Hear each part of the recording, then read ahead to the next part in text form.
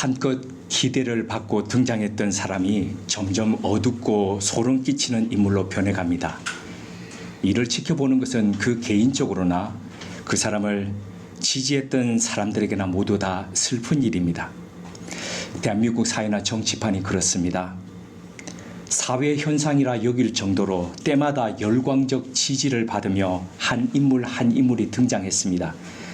하지만 곧 불과 물의 시험을 겪으며 속절없이 떨어져 나갔습니다. 며칠 전 우리나라 양대 정당 중에 하나의 36살의 청년 정치인이 당대표로 당선되며 파란을 일으켰습니다. 그 정당을 지지하든 지지하지 않든 간에 이 일을 계기로 대한민국을 새롭게 하는 정당으로 그 정당이 탈바꿈하기를 바라는 마음은 동일할 겁니다. 바라기는 대중적 지지를 받으며 등장했던 그 사람이 변화와 쇄신을 일구어 갔으면 합니다. 대중의 지지를 받는다는 것은 정치인에게 더할 나위 없는 힘이고 자산입니다.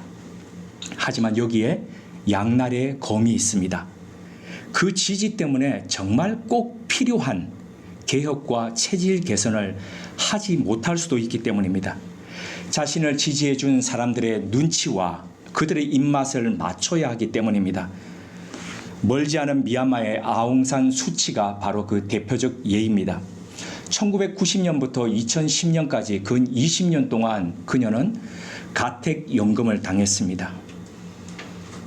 그 가택연금 당하는 동안 그녀는 전 세계 사람들의 응원과 지지와 그리고 사랑을 받았습니다. 그녀에겐 노벨 평화상, 아시아 인권의 챔피언이라는 수식어가 늘 따라다녔습니다. 또한 그녀는 탄압받는 민주주의의 상징적 인물이기도 했습니다. 인도에서 성장한 후 옥스퍼드를 졸업하고 유엔에서 활동했던 수치는 서방 세계와 자유롭게 소통할 수 있는 아시아의 몇 안 되는 그런 지도자였습니다. 그러던 중 2010년에 가택연금에서 풀려나 2016년 수치가 주도하던 민족민주연합이 그 후보가 대통령이 되면서 수치는 실질적으로 권력의 중심에 섰습니다. 하지만 2017년부터 로힝야족에 대한 그 대학살이, 군부의 학살이 일어났었죠. 여기 이 학살과 폭행에 그녀는 침묵했고 방관하면서 세계인들의 비판을 받았습니다. 2019년 12월 그녀가 네덜란드에 있는 국제사법재판소에서 이 학살에 대해서 국가 미얀마는 책임이 없다라고 그렇게 연설을 했습니다. 한마디로 그녀는 체제 옹호 그리고 군부 옹호, 나라 옹호 이런 연설이 그녀의 핵심이었습니다.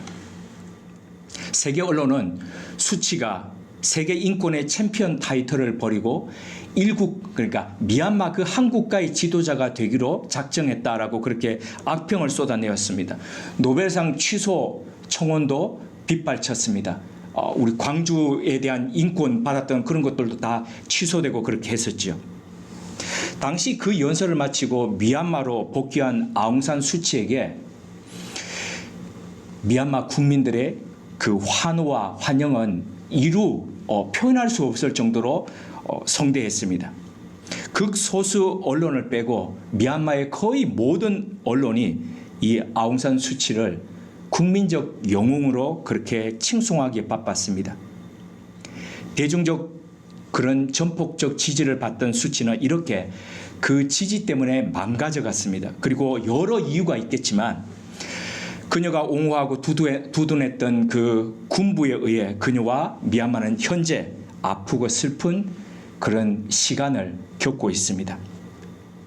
설교 첫머리에 이렇게 정치 지도자에 대해서 언급한 것은 본문에서 만나는 사울 왕의 이야기와 아주 유사하기 때문입니다.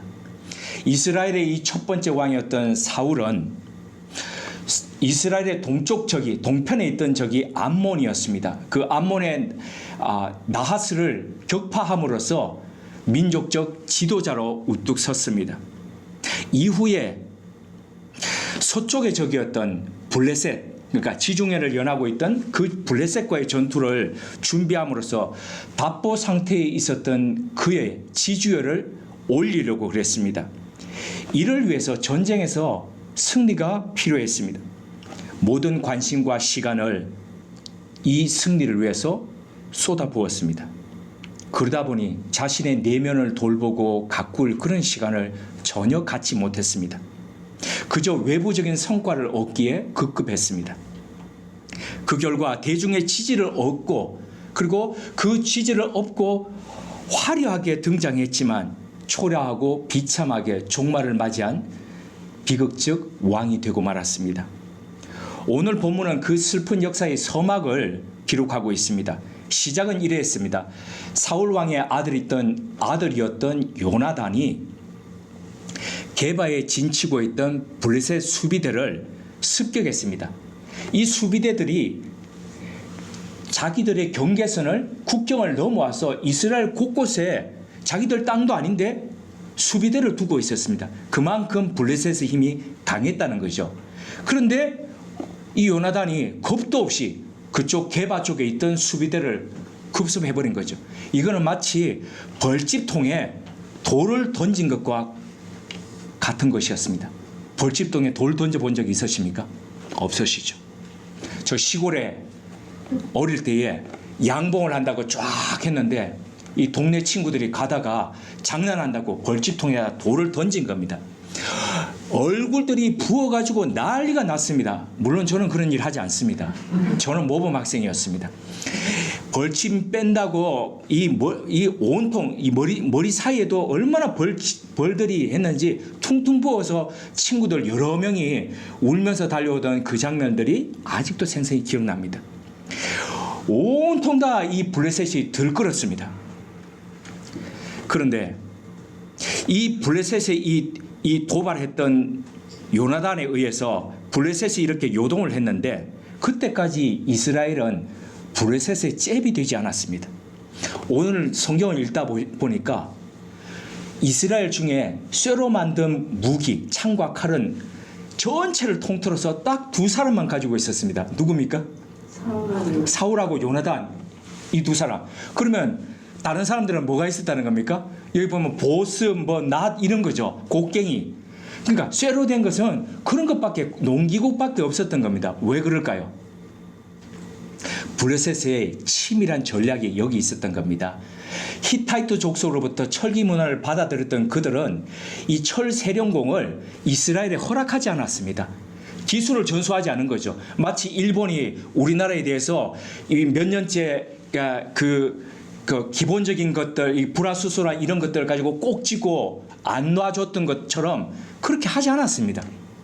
그러니까 기껏해서 가지고 있던 게 청동기 칼 있는 정도만 가지고 있었지 철기 칼을 가지고 있지 않았던 겁니다. 그리고 이런 상태에서 이스라엘이 객관적으로 블레셋의 상대가 되지 못했던 거죠. 하나님의 초자연적인 돌보심과 지키심이 없었다면 이스라엘은 그냥 금방이라도 블레셋의 식민지가 되더라도 전혀 이상할 게 없을 정도로 그렇게 전력은 기울어져 있었던 거죠. 요나단의 기습에 블레셋이 흥분해서 일어나자 사울이 수습을 해야죠. 나팔을 불었습니다. 양각 나팔을 불어서 전체 이스라엘의 예비군을 소집을 했습니다. 그리고 길갈의 백성들이 죄다 모였습니다. 해보자 그랬던 거죠. 그런데 모여서 쳐들어오려고 준비하고 있던 블레셋의 병력을 정탐꾼을 보내서 파악을 해보니까 병거가 3만, 그러니까 이 싸우는 마차들 있죠. 그 마차가 3만, 기마병이 6,000명, 보병은 숫자를 셀 수 없을 정도로, 여기 표현해 보면 모래알보다도 더 많게 그렇게 그럴 정도로 블레셋의 군사가 압도적으로 많았습니다. 이 정보를 듣자마자 백성들이 혼비백산했습니다. 이거 싸웠다가 큰일 나겠다 싶은 거죠. 그래서 백성들이 여기저기에 다 숨어들었습니다. 어떻게 보면 굴과 수풀과 어떤 사람들은 어디입니까? 바위 틈새, 또 심지어 어디까지 갔습니까? 웅덩이까지 들어갔다고, 물이 있는 웅덩이까지 들어가서 숨었습니다. 그 중에 어떤 이들은 경계선이었던, 이스라엘을 쫙 반을 나누면서 이 경계했던 그 경계선이 뭐냐면은 지형적 경계선이 요단강이었습니다.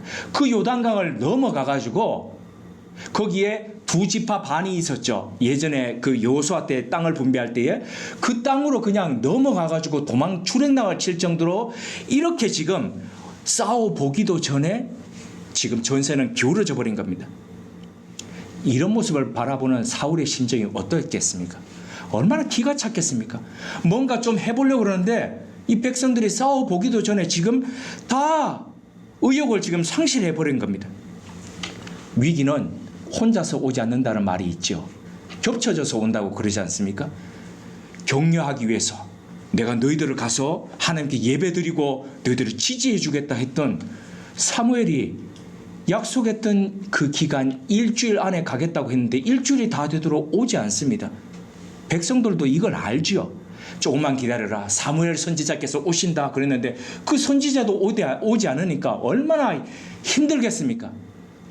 그러자 백성들이 그 남아있던 백성들마저 떠나가기 시작했습니다. 이때에 이 마음이 급해졌던 이 사울이 마음에 작정했던 마지막 비장의 무기를 꺼내 들었습니다. 그것은 바로 준비했던 짐승들로 가지고 가축들을 가지고 하나님 앞에 번제와 화목제를 직접 드려서 떠나가는 백성들을 다시 규합하는 그 일이었습니다. 누가 보더라도 이유가 타당해 보였습니다. 불가피했고 명분도 있었습니다. 하지만 딱 제사를 드리는 그때에 누가 나타났습니까? 사무엘이 나타났습니다. 마침 사무엘이 그때 딱 나타나가지고 하는 얘기가 사울을 향해서 이건 망령된 행동이라고 꾸짖습니다. 당신의 왕위는 멀지 않아서 끝날 것이고 세습될 것이라고 여겨졌던 이 왕위는 다른 사람들에게 넘어갔다라고 그렇게 지금 이야기를 하는 겁니다. 늦게 온 사람이 더 화를 냅니다. 이거 기가 찰 일 아닙니까? 자기가 늦게 와놓고 기껏 나라를 구하려고 지금 혼신의 힘을 다 쏟고 있는데 격려는 못해줄 망정, 이게 뭐란 말입니까? 우리가 봐도 사무엘의 태도가 이거 이해가 되지 않습니다. 되려 사울이 안쓰럽고 그리고 사울에게 마음이 갑니다. 그런데 여기서 우리가 생각해 볼 필요가 있습니다. 문제가 있습니다. 왜 그러면 사무엘은 굳이 일주일 안에 가겠다고 그래 놓고 일주일이 다 지나기까지 나타나지 않다가 사울이 다 제사 드리는 그때에 비로소 나타나고 왜 그랬을까? 왜 그랬을까요? 여기 힌트가 바로 13장 13절과 14절에 반복해서 나오는 그 사무엘의 말 속에 있습니다. 똑같은 말이 반복되는데 그 말은 왕의 하나님 여호와께서 왕에게 내리신 명령, 그 명령을 지키지 않았다는 거죠. 그러면 하나님께서 사울에게 명하셨던 그 명령은 무엇일까요? 제사는 네가 직접 드리지 말고 사무엘이 드리라, 이런 명령이었을까요? 하나님의 명령은 그렇게 단순하지 않았습니다. 무슨 명령이었을까요? 네?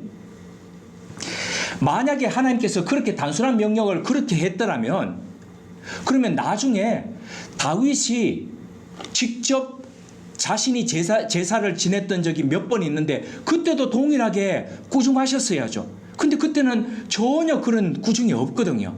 그러니까 그런 명령이 아니라는 겁니다. 그러면 하나님은 무엇을 명령하시는 것일까요? 보다 근본적인 문제가 있었다는 겁니다.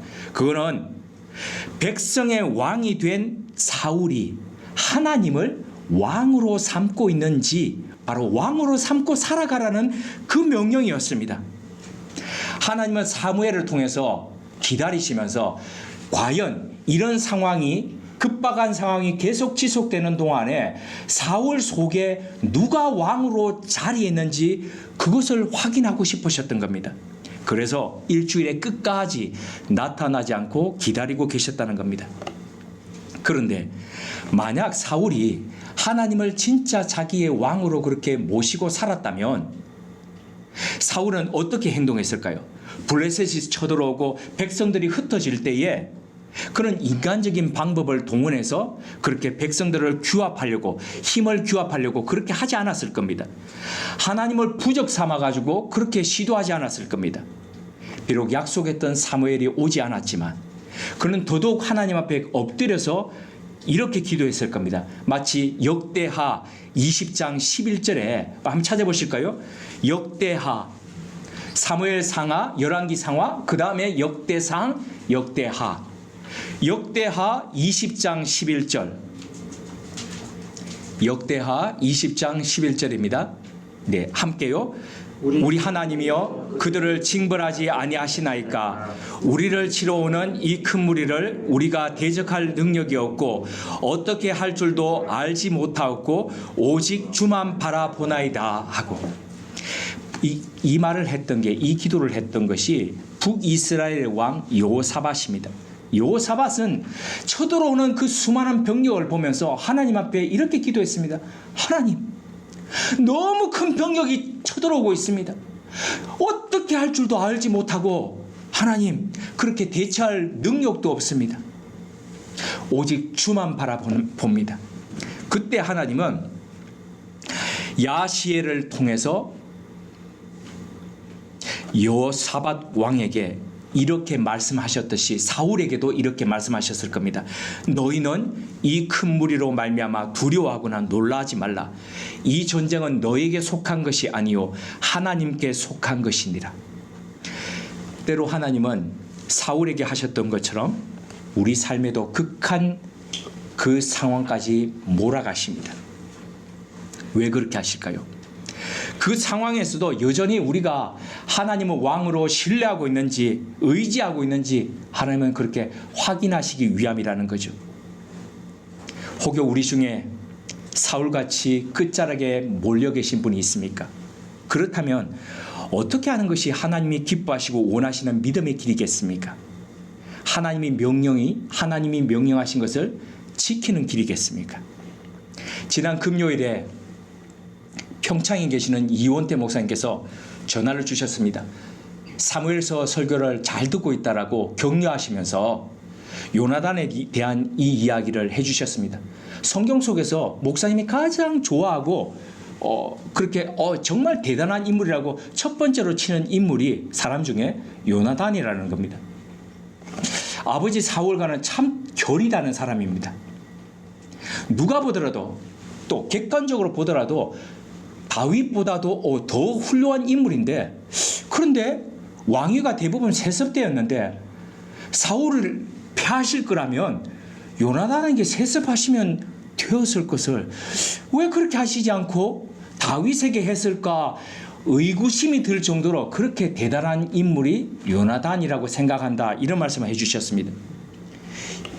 이 목사님의 말씀처럼 요나단은 나중에 훗날 그 아말렉과의 전투에서 그렇게 전사하지 않습니까? 너무 일찍 그렇게 전사한 것이 안타까울 정도로 그렇게 괜찮은 사람이었습니다. 그의 집 면목 중에 몇 부분이 오늘 자신의 아버지가 했던 그 실수 뒷부분에 등장합니다. 아버지 사무엘이 이 선지자 사무엘, 아버지 사울이 이 선지자 사무엘로부터 된통 책망을 받았죠. 그리고 책망을 받고 난 뒤에 사무엘이 떠나갔습니다. 떠나가고 나니까 마음이 쪼그라들었던지 이도 저도 하지 못하고 주춤주춤하고 있을 때였습니다. 병력을 세보니까 몇 명이요? 600명. 처음에 몇 명이 모였습니까? 3,000명이 모였죠. 근데 보니까 처음에는 앞부분에 3,000명이 있고 그 다음에는 길갈에 엄청 모였는데 다 떠나가고 600명밖에 남지 않았다는 겁니다. 이 무기라고 할 것도 없고 이 얼마나 의욕이 나지 않았겠습니까? 이런 와중에 요나단이 아버지에게도 이야기하지 않고 자기의 무기 든 자, 경호원 딱 한 명만 데리고 적진으로 기습 공격을 나아갔습니다. 날카로운 송곳니 같다고 해서 여기 보면 히브리 말로 표현이 되어 있지 않습니까? 너무 뾰족뾰족한 바위라는 거죠. 그래서 블레셋 군사들이 이렇게 내려다보면서 여기로는 절대로 아무도 못 올 거야 라고 방심하고 있던 바로 그 바위로 요나단이 손으로 기어 올라갔다라고 그렇게 되어 있죠. 그렇게 올라갔습니다. 이 무모한 전투를 앞두고 요나단이 그렇게 나가자 부하가 걱정을 할 거 아닙니까? 그러니까 그 걱정하는 부하를 향해서 했던 요나단의 말은 지난 3,000년 동안 이와 비슷한 상황에 있는 수많은 사람들에게 용기와 힘을 주었던 말씀이 되었습니다. 우리 한번 찾아서 같이 읽어보시겠습니다. 사무엘상 14장 6절입니다. 사무엘상 14장 6절입니다. 함께요. 요나단이 자기의 무기를 든 소년에게 이르되 우리가 이 할례 받지 않은 자들에게로 건너가자. 여호와께서 우리를 위하여 일하실까 하노라.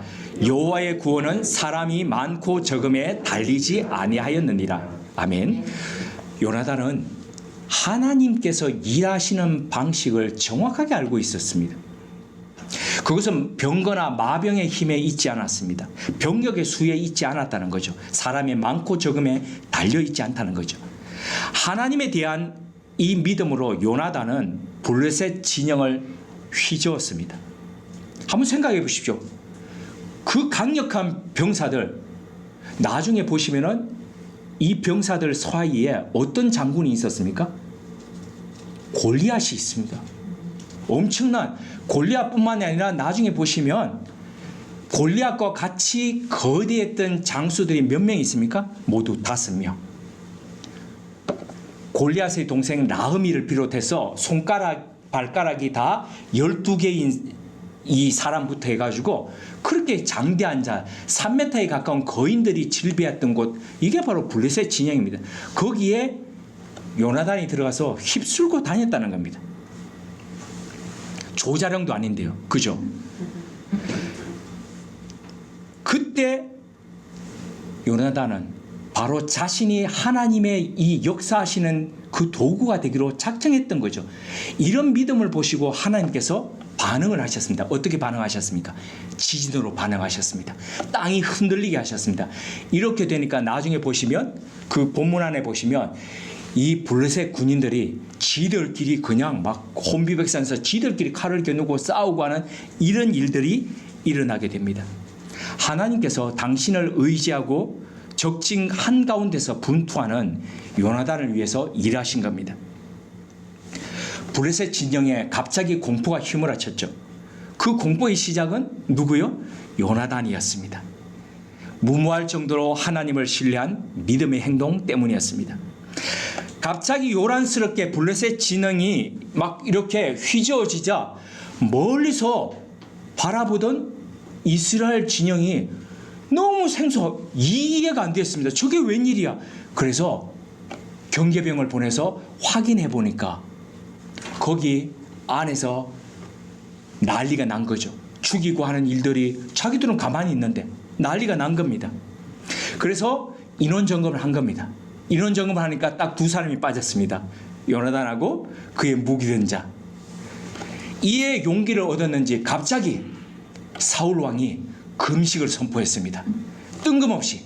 그가 어떤 미신을 믿고 금식을 선포했는지 알지 못합니다. 하지만 이것은 요나단의 믿음과는 완전히 결이 다른 그런 것임을, 비상식적인 명령임을 우리는 알고 있습니다. 전쟁을 앞둔 병사에게 이 금식을 명령한다는 게 이게 말이 됩니까? 이거는 마치 이런 것과 같습니다. 내일 모레 시험 쳐야 되는 수험생에게 공부하지 말고 그냥 밤새 금식기도 하라. 이거하고 똑같은 겁니다. 뭡니까? 인간으로서 해야 할 최선의 그런 노력, 이런 것들은 하지 않게 하고 그냥 하늘에서부터 툭 떨어지게, 그냥 그것만 바라는 겁니다. 사울의 금식 명령은 바로 이러한 것이었습니다. 금식을 통해서 어떻게든 하나님을 구슬리려는 겁니다. 그래서 자기가 원하는 대로 승리를 자신한테 갖다 주도록 그렇게 요구하는 이런 방식이었다는 거죠. 겉으로 보면 매우 종교적으로 보입니다. 실상은 신앙과는 거리가 먼 행위였습니다. 사울의 이런 종교적 행위들은 여기서 그치지 않았습니다. 앞서 그는 제사장 아히야에게 여호와의 궤를 가지고 오라, 법궤를 가지고 오라고 그렇게 요청을 했습니다. 그런데 법궤가 어디에 있었습니까? 기랏 여아림에 있었죠. 근데 여기서 그러니까 70인역이라고 하는 헬라어 원문에 보면 이게 여호와의 궤라고 되어 있지 않고 에보스로 되어 있습니다. 그러니까 예전부터 이 성서학자들과 그러니까 성경의 전문적이었던 랍비들은 이것을 여호와에게 기랏 여아림에 있었던 여호와의 궤로 보지 않고 이걸 아이야가 입고 있었던 제사장의 옷 에봇으로 보고 있었다는 겁니다. 그 에봇은 우림과 둠밈이라는 것이 달려 있었는데 그것을 가지고 예전부터 이렇게 점치는 것 이런 것에 하나님의 뜻을 묻는 그런 것에 쓰여졌었거든요. 그러니까 사울이 그런 것을 가지고 오라고 했던 것이라고 볼 수 있습니다. 사울은 그의 금식 명령에 줄이고 지쳐있던 이 군사들이 노략한 짐승을 도살하고 그 자리에서 피채 고기를 먹자 유대 정결법을 들어서 금했습니다. 나아가서 하나님 앞에 처음으로 제단을 쌓았습니다. 사무엘상 14장 36절에서 42절에 보면 제사장의 옷이 달려있던 아까 우림과 둠밈이라 그랬죠. 이것을 사용해서 하나님 앞에 제비뽑기를 했습니다. 왜 제비뽑기 했습니까? 하나님 앞에 물었는데 하나님이 대답을 하지 않습니다. 하나님, 저 지금 보니까 막 블레셋이 죽어가고 있는데 저거 칠까요 말까요? 끝까지 갈까요 말까요? 그런데 하나님이 대답하지 않으셨습니다. 왜 대답하지 않으셨을까요? 자, 그러면 그 질문 전에 사울은 그러면 왜 대답하지 않는다고 생각했습니까? 하나님이 자기가 그렇게 구하는데 왜 대답하지 않는다고 생각했습니까? 우리 중에 금식 명령을 어기고 하나님 앞에 죄를 지은 자가 있다 이렇게 생각한 거죠. 그래서 제비뽑기 해가지고 요나단 잡아낸 거 아닙니까? 그런데 하나님은 왜 진짜 대답하지 않으셨을까요? 대답할 가치를 못 느끼신 겁니다. 지 마음대로 금식 명령 내려놓고 지 마음대로 제비뽑기 해가지고 벌할 자 죽일 자 찾는 이런 사울의 작태에 대해서 하나님은 대답할 가치조차 느끼지 못하셨던 겁니다. 매우 종교적으로 보이고 솔선수범하는 이런 것 같은 행위였습니다. 하지만 이런 사울의 행위는 어떻게 해서든 승리를 쟁취해서 대중의 찬사를 얻고 싶은 그 마음의 발로였습니다. 별다른 배경이 없는 그 가문에서 왕이 되었습니다. 지지해주는 사람도 별로 없으니까 얼마나 대중의 지지를 받아서 영웅으로 그렇게 남고 싶었겠습니까? 그 발버둥이었던 거죠. 사울의 이런 행위를 이렇게 분석하다 보니 매우 닮은 한 사람이 생각났습니다. 그는 2010년도에 해외에서 한인교회 담임 목사를 마치고 서울에 있는 어느 교회에 전임 목사로 부임했습니다. 그 교회는 자타가 공인하는 뛰어난 담임 목사 밑에 한 30여 명의 부교육자와 그리고 매 주일 출석 한 7,000명 되는 교인들이 그렇게 예배드리던 교회였습니다. 그곳에 부임하자마자 이 사람은 1,500명 되는 20대 청년부 그리고 이어서 1,300명 되는 30대 청년부와 그리고 교회 학교를 총괄하는 그런 목사로 살았습니다. 이 일이 같이 있던 목사들에게 엄청난 시기가 되었습니다. 1년 뒤에 다른 그 목사들에게 들었던 이야기로는 이 사람이 부임하기 전부터 그곳에서 누가 온다라는 이야기를 듣고 가시 철조망을 쳐놓고 이 사람을 기다리고 있었다는 겁니다. 이런 환경 속에서 이 사람이 자신이 그만한 가치가 있다, 능력이 있다는 것을 스스로 증명하고자 했습니다. 그래서 매일 새벽기도 후에 1시간 동안 성경 읽고 1시간 동안 가서 러닝머신 뛰고 그리고 아침 7시에 회의한 후에 교회 앞 가게에서 빵과 아니면은 찌개로 아침을 하고 매일같이 밤 11시가 넘어서 집에 퇴근을 했습니다. 때로 집에 갈 시간도 없어서 교회 주차장에서 잠깐 잠을 취하고 그리고 새벽기도에 다시 가고 이런 일들도 일어났습니다. 일주일 내내 밥 한 끼를 가족들하고 함께 하지 못했습니다. 이런 속에서 병이 안 나면 이상한 거 아닙니까? 그래서 하루에 어떤 때는 대학 응급실에 2번이나 실려가기도 했습니다. 그러면서도 그 사람은 이렇게 생각했습니다. 아, 나는 정말 신실하고 성실한 목회자다. 그리고 나는 그렇게 살려 하는 목회자다. 그렇게 해서라도 그는 좋은 목사, 실력 있는 목회자로서 그렇게 남들에게 인정받으려 했습니다. 하지만 이것은 자신을 속이고 남을 속이는 종교적 행위에 불과했습니다. 이걸 제가 어떻게 알겠습니까? 눈치채셨겠지만 바로 제 이야기이기 때문입니다. 지나온 제 과거의 삶이 이렇게 내보이고 인정받으려 했던 종교적 삶이었기에 이 사울의 이야기가 남일 같지 않았습니다. 너무 안쓰러웠습니다. 왜요? 이렇게 하다가 망가져 가기 때문입니다. 이 길의 끝이 어떤 길인지 뻔히 보이기 때문입니다. 사울도 저도 그렇게 살 필요가 없었습니다. 껍데기, 거치장, 남들의 평가에 그렇게 목말라 할 필요가 없습니다. 건강을 잃건 다른 일을 희생시키든 간에 대중의 인정을 받고 영웅이 되면 그렇게 되는 일이라고 그렇게 생각할 필요 없었습니다. 지 자식 죽여가면서 그렇게 영웅 될 필요 없는 겁니다. 사울은 점점 그렇게 영웅이 되고 싶어 하면서 이렇게 파멸해 갔습니다. 사무엘상 14장 47절에서 51절에 보시면 겉으로 보기에 탁월했던 이 사울 왕의 전과들에 대해서 나열하고 있습니다. 그의 가족들과 측근들의 명단까지 소개하면서 사울이 얼마나 백성들의 영웅이었는지를 보여주고 있습니다. 특히 사무엘상 14장 52절 마지막 절이죠. 이것은 이 문장은 14장을 마무리하면서 이렇게 정리를 하고 있습니다. 우리 함께 읽어보실까요? 사무엘상 14장 52절요. 사울이 사는 날 동안에 블레셋 사람과 큰 싸움이 있었으므로 사울이 힘센 사람이나 용감한 사람을 보면 그들을 불러 모았더라. 사울은 그가 사는 날 동안에 외부의 적과 싸우는데 그의 역량 모든 것을 다 쏟아부었습니다. 열심히 싸웠습니다. 이기기 위해서 조금이라도 힘센 사람, 조금이라도 용감한 사람 보면은 어떻게 하든지 마음을 돌려가지고 자기 옆에 그냥 있도록 그렇게 만들었습니다. 다른 말로 표현해보면 사울 주위에는 어떤 사람만 있었습니까? 싸움 잘하는 사람만 있었습니다. 그러니까 뭡니까? 모든 관심이 다 싸움입니다. 자도 싸움, 깨도 싸움. 청동기에서 철기로 넘어가던 시대, 사사에서 왕정으로 넘어가던 과도기에 어쩔 수 없었다라고 그렇게 이야기할 수 있습니다.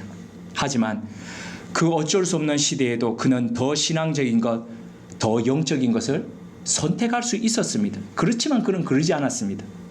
대신 자기 중심적이고 자기애로 충만한 나머지 점점점 더 외부적인 그런 성과에 목말라 했습니다. 내면을 내팽개친 채 더더욱 종교적이 되어갔습니다. 마치 자신이 절대 주권을 가진 것처럼, 그렇게 소유한 것처럼 모든 것에 대해서 다 관여하려고 그러면서 정작 자신의 내면 시들어져 가고 아파하던 그 영혼은 돌보지 못했습니다. 그 결과 하나님의 중심에서부터 벗어나서 하나님과 상관없는 세속적 왕으로 비참한 종말을 맞이하고 말았습니다. 사울의 이야기를 살펴보고 있는 우리는 어떻습니까? 신앙을 내면으로 받아들이고 있습니까? 왕이신 하나님 속으로 더 깊이 지난주보다 이번 주가 더 깊이 그분 속으로 들어가고 있습니까? 아니면 사울처럼 더더욱 종교적이 되어가고 있습니까? 인기와 욕망에 편승해 가고 있습니까? 사울과 가룟 유다는 1000년이라는 시간적 차이가 있음에도 불구하고 매우 닮은 부분들이 있습니다. 화려하게 픽업되었지만 자신들에게 주어졌던 그 시대의 소명을 안고 그곳에서 선발되었지만 그 소명을 내팽개친 채 그들은 스스로 자신의 생명을 마감 짓고 말았다는 사실입니다. 한 사람의 삶이라는 것은 단 한 번의 선택으로 모든 것이 결정되지는 않습니다. 이 한 사람의 삶은 하나 또 하나의 선택, 또 하나의 선택, 그 선택들이 이어져 가면서 방향성을 가지게 됩니다. 그 방향성에 따라서 그의 인생에 결과가 주어지게 됩니다. 그 방향성의 끝자리에 결론이 나 있다는 것이죠. 현재 우리는 어떤 선택으로, 어떤 선으로 우리의 인생의 길을 그어 나가고 있습니까? 함께 기도드리겠습니다. 하나님, 사울의 망가져가는 삶을 보며 이야기하는 것이 어려웁니다. 그의 모습과 우리가 너무나 닮아 있기 때문입니다. 화려한 찬사와 지지에 목말라 정작 돌아보고 돌봐야 할 우리의 내면을 팽개치지 않도록 도와주시옵소서. 영웅이 되고자 하는 욕망을 벗고 하나님께서 우리에게 명하신 소명에 집중하며 오늘도 한 걸음 한 걸음 신실하게 내딛기를 원합니다. 사울이 사는 날 동안에 블레셋 사람과 큰 싸움이 있었으므로 라는 마지막 문장이 큰 무게로 다가옵니다. 우리가 사는 날 동안에 무엇이 있든지 간에 어쩔 수 없었다고 할 것이 아니라 그 속에서도 하나님 중심으로 더 다가가는 선택이게 하옵소서. 그리하여 우리의 인생의 방향이 하나님께 맞춰짐으로써 우리 생의 과정도 그 결과도 아름답게 하옵소서. 예수님 이름으로 기도드립니다. 아멘.